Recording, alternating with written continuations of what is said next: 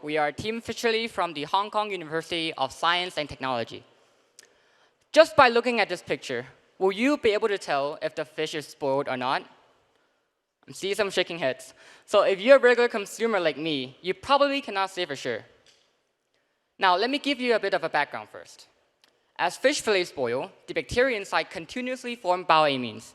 And once the concentration of bioamines is high enough, consuming the fish fillet will actually lead to poisoning symptoms like vomiting, diarrhea, and even respiratory difficulties. And the inability to assess whether a fish has an excessive amount of bioamines leads to a need for an effective and convenient mean to measure total bioamines level.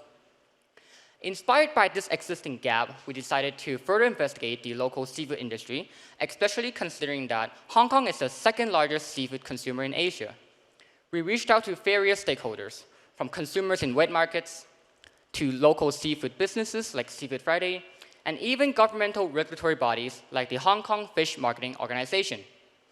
Through these interviews, surveys, and in-depth discussions, we learned that while consumers place a strong emphasis on food safety, there is currently a lack of inspection standards along the fish supply chain, which poses quality control risk. And this problem is even worse for smaller fish businesses who do not have the capacity or the resources to implement a comprehensive quality control measure. Gathering all the takeaways we gained from interacting with stakeholders and from our own research, we identified three main impacts. First of all, food waste. It is estimated that around 20% of the fish harvested globally is discarded due to microbial contamination and spoilage. And this translates to 18 million tons of fish discarded every year. And this is enough fish for 1.2 billion people, according to the recommended fish intake. Secondly, quality variability. Many local businesses indicated that their main way of inspection is manual inspection by fishermen. And this actually introduces variability that can amplify throughout the supply chain, ultimately resulting in significant economic loss for the retailers or even end consumers. Lastly, health risk. Although often confused with fish allergy, the health risk associated with consuming fish with excessive bioamines also cannot be neglected. The lack of an inspection standard is not only a local problem, but also a global one. The hot summers and improper fish handling, storage, and inspection standards in regions like Taiwan, US, UK, Singapore, Sweden have led to similar problems, resulting in food poisoning cases due to excessive bioamines in their fish. As bioamines have shown to be tightly correlated with fish spoilage level, many techniques have been developed and implemented to assess fish quality level. For commercialized testing kits, in the context of smaller fish businesses, while they are quick and cheap, they only test for histamine instead of total bioamines. And this is a problem, because many papers have demonstrated the synergistic effects among histamine and other bioamines, which poses additional health risk. And on the other hand, laboratory testing protocols, while they do provide comprehensive results, they are often expensive, time-consuming, and not to mention that they also require technical expertise. And in the cases of smaller fish businesses, they do not require this kind of comprehensive testing results unless an infrequent and major audit is coming up. Now, what if we tell you that we have developed a solution that can solve all these problems in under 30 minutes? Introducing Fishley, a rapid testing kit that can measure total bioamines. The four main benefits that our product aims to provide are efficiency, affordability, user-friendliness, and the ability to measure total bioamines. Now, I'll pass the time to the discussion of engineering cycles to see how we actually achieve this goal. Our bioamine sensor is a three-stage processor comprising of a sensing module that recognizes and transduces external signals into intracellular transcriptional signals, a processing module that modulates the transduced sensor signals, and an output actuating module that displays colorimetric outputs. The modularity of our biosensor enables us to easily tune the amount of input needed to elicit a sensor output. Here's an overview of how our biosensor works. Under the activity of RDAO, bioamines associated with spoilage, such as cadaverine, histamine, and putrescine, are converted into hydrogen peroxide. The hydrogen peroxide subsequently oxidizes the transcription factor OxyR, which at low concentrations activate the OxyS promoter, turning on the green output, and at high concentrations activate the CatG promoter, turning on the red output. To define the constraints and specifications of our processing and act module, we went through the stages of designing, modeling, building, and testing. We then proceeded to improve on the first iteration of our genetic circuit to better suit our intended outcome. To characterize the concentration of hydrogen peroxide needed to activate the OxyS and CatG promoter, we ran a hydrogen peroxide assay using a range of different concentrations of hydrogen peroxide.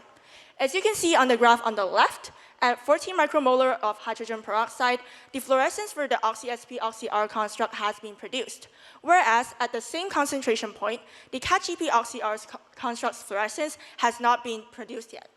This coincides with previous research indicating that the OxySP has a lower hydrogen peroxide threshold when compared to CatGP. A problem that we face in both our assays and modeling is color mixing. So instead of our intended green to red output, we get a vague yellow gradient instead. This is due to the fact that the green output produced stays in the system and interferes with our red output. This color mixing issue would greatly decrease our product's user-friendliness. Dr. Quinton Fong, an expert in corporate food safety systems, emphasized on the fact that we need user-friendly and easy-to-interpret outputs to better suit a wider audience. The second problem that we face is low fluorescence production.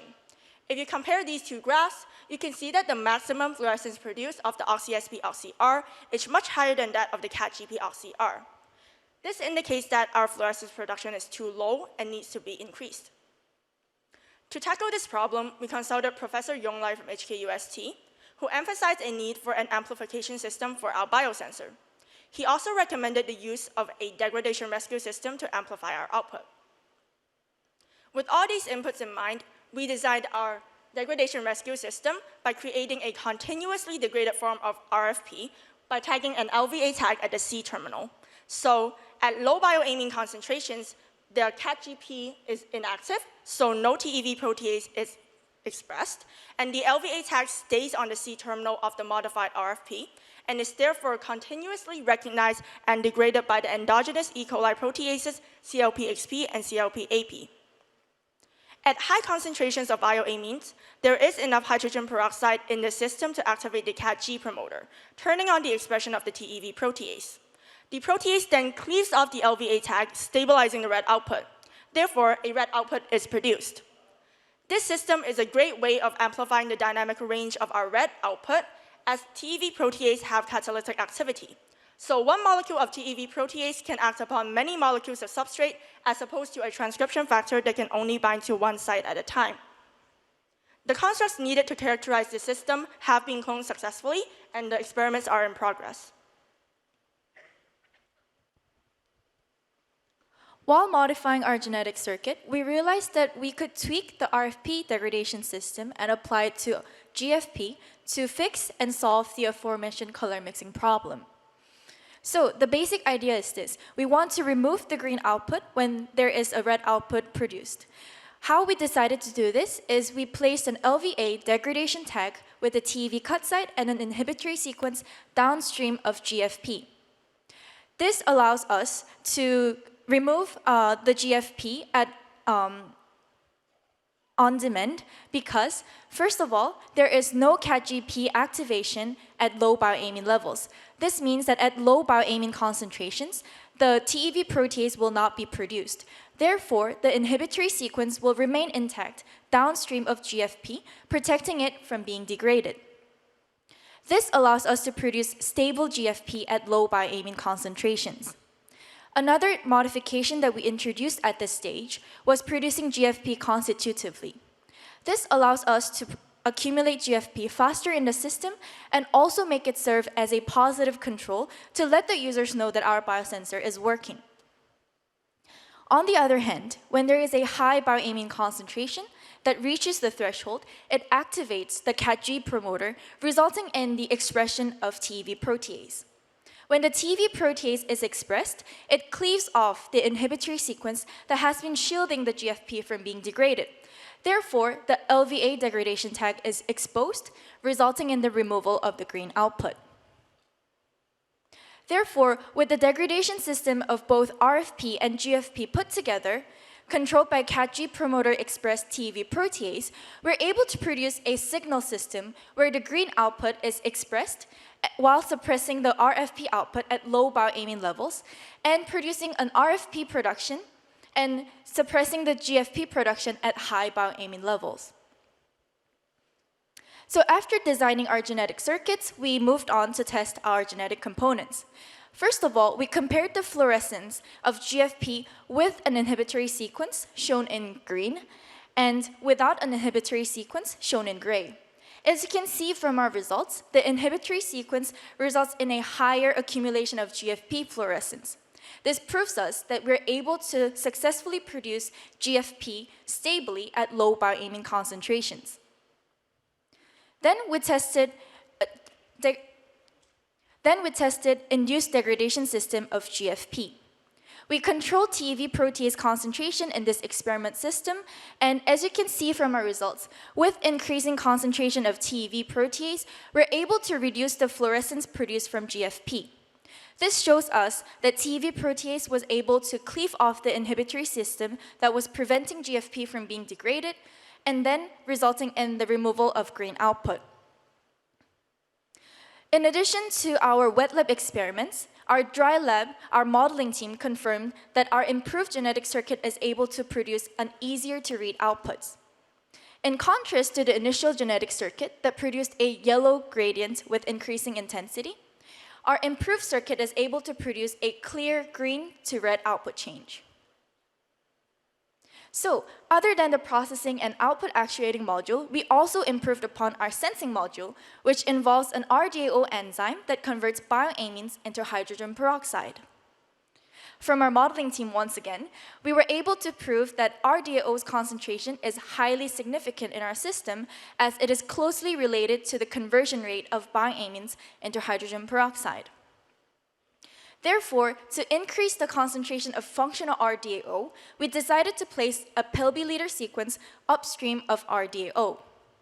This allows us to have an improved protein folding efficiency, therefore higher functionality. We performed an assay to compare the functionality of the original RDAO construct with the modified form. Ninhydrin was used in this assay because ninhydrin reacts with bioamines, resulting in a color change.